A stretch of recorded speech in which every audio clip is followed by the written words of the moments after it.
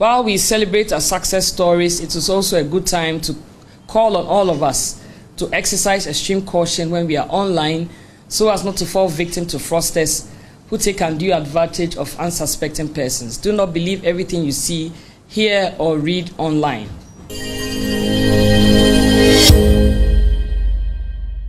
Later, another payment of 8,000 cedis was made to another number registered in the name Barikisu Mohammed. Investigations immediately commenced following the receipt of the first complaint. A team of experts comprising officers from the Cybercrime Unit, Missing Persons Unit, Anti-Armed Robbery Unit, and the Police Intelligence Unit, with assistance from the National Signals Bureau, worked around the clock to get to the bottom of this case.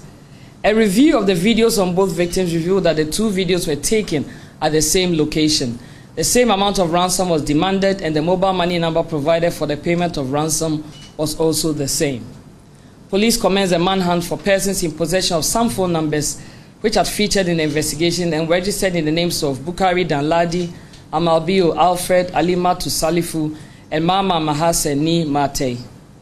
On 29 April 2025, the police arrested suspect Alfred Amalbio, who recounted that he was not directly involved in the crime, but mentioned one titles Imba Awuni, who had used his Ghana card details and that of his brother Akobia Sunday to register their SIM cards and sold them out to the Nigerians without their consent.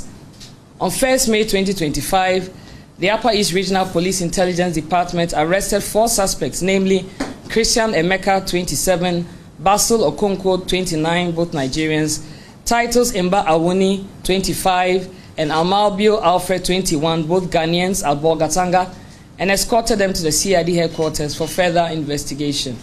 On 2nd May 2025, personnel from Headquarters Police Intelligence Department arrested suspects Mama Mahaseni Mate, 33, at Teshi. 3 suspects, namely Peter Okoye, age 31, Polinos Chidokwe, age 35, and Chinonso Okafo, age 35, were arrested in Port Harcourt, Onitsha, Nigeria, and the victims rescued from them. At this time, steps are being taken to receive the victims from the Nigeria Police Force. After the interrogation of the suspects, it came to light that suspect titles Imba Awuni, who is a mobile money agent in Bolgatanga. The suspect had links with one Abdul Mubarak Zakaria, an employee of one of the telecommunication companies, who has allegedly given him his official login credentials and also forwards a one-time PIN for 2-factor verification to him, which he uses to log into the SIM registration app of the telecom company to register subscriber SIM cards with other people's Ghana card details without their consent and sell same at 150 Ghana cedis each. Suspect Emeka Christian told police that in April 2025, he invited suspect Basil Okonkwo from Nigeria to Ghana to assist him to do business and gather money to perform his father's funeral. He added that one Peter Okoye called him and requested his mobile money number to receive some money. He forwarded his MTN number to him, and thereafter he was informed by suspect Peter that he had kidnapped some Ghanaian ladies who are with him in Nigeria. Hence, he will use his mobile money accounts to collect the ransom, which he obliged. Later, Peter Okoye called that he needed an additional mobile money number for the same purpose. He then went to titles Imba Awuni again and bought another SIM registered in the name of Alfred Amalbio and forwarded same to Peter Okoye. He claimed in all he received 5,000 cedis, another 5,000 cedis, and another 3,200 Ghana cedis, totaling 13,200 Ghana cedis through MTN number 053-663-0088. Out of the amount, he took 900 Ghana cedis for himself, 150 Ghana cedis for transfer charges, and then he transferred the balance of 12,250 Ghana cedis to the said Peter Okoye through a phone number registered in the name Mama Mahaseni Mate. The money was then converted to Naira and sent into a Nigerian bank account provided by suspect Peter Okoye, bearing the name Cecilia Williams. Upon the arrest of suspects Christian Emeka and Basil Okonkwo, both Nigerians, the Ghana Police Service was able to establish the identity and true address of suspect Peter Okoye, who had custody of the victims. These details were then shared with Interpol Nigeria, and they aided in the tracking and arrest of the 3 suspects, Peter Okoye, 31, Polinos Chidokwe, 35, Chinonso Okafo, 35, in Port Harcourt, Onitsha, in Nigeria. The 2 victims, Anastasia Bedu Atta and Evelyn Sewa Kunedu, were then rescued. Suspects Peter Okoye and Christian Emeka, both Nigerians, indicated to police that they were in Ghana in the year 2019 to work with QNet. They left Ghana for Nigeria in 2020, but Christian Emeka returned to Ghana in June 2024. Peter Okoye, Christian Emeka, and Basil Okonkwo are all Nigerians. They were into romance scam both in Ghana and in Nigeria. They operate through their Facebook and other social media handles.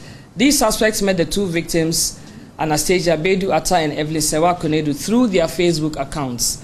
Suspects posed as white men who wanted to marry the victims. The two unsuspecting victims became convinced, accepted the marriage proposal. The suspects then lured them to Nigeria, and the victims traveled separately but ended up at the same location on the same day on 22nd of April 2025. On reaching the location in Nigeria at Port Harcourt, Onitsha, Peter Okoye and his two accomplices kidnapped them. The three suspects stripped the two victims naked, tied them up, assaulted them with cutlasses, threatened to kill them with a knife, wrapped them in an orange bedsheet with their heads covered with black polythene, and threatened to hang them with a nylon rope. All these violent acts perpetrated against the victims were recorded on video, disseminated on social media, and also a copy was sent to the victims' families with a demand for ransom of 500,000 cedis from each of the victims' families. A total of 18,000 Ghana cedis was paid to various phone numbers from the families. As of today, both suspects and victims are with the Nigerian authorities, and efforts are being made to transport the victims to Ghana and also extradite the suspects to Ghana to assist investigations. At the moment, information received from our counterparts in Nigeria indicates that both victims are fine and they have received routine medical checks. Further updates will be communicated when the victims are received in Ghana and we are able to listen to them and hear their side of the story.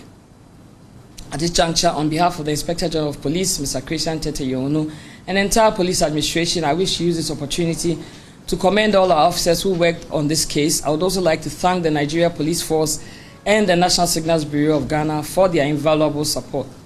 The success achieved in this case underscores the critical need for enhanced interagency cooperation as well as cross-border cooperation, because in all of this, we win when we work together.